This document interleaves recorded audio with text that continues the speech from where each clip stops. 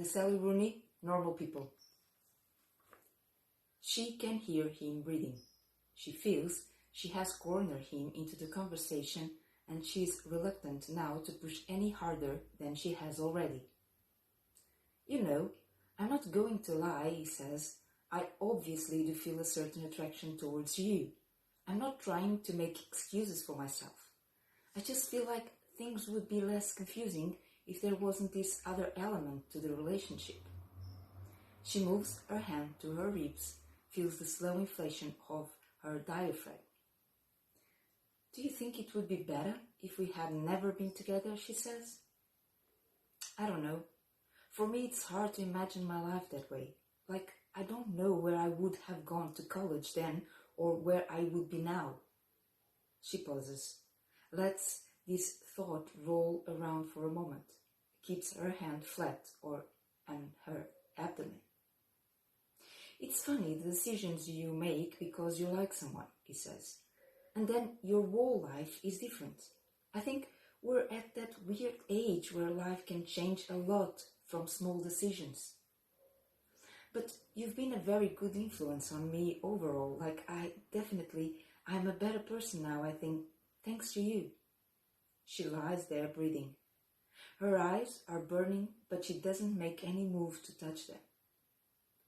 When we were together in first year of college, she says, were you lonely then? No. Were you? No. I was first-rate sometimes, but not lonely. I never feel lonely when I'm with you. Yeah, he says, that's what kind of a perfect time in my life. To be honest, I don't think I was ever really happy before then. She holds her hand down hard on her abdomen, pressing the breath out of her body, and then inhales. I really wanted you to kiss me last night, she says. Oh. Her chest inflates again and deflates slowly. I wanted to as well, he says. I guess we misunderstood each other. Well, that's okay. He clears his throat. I don't know what's the bad thing for us, he says.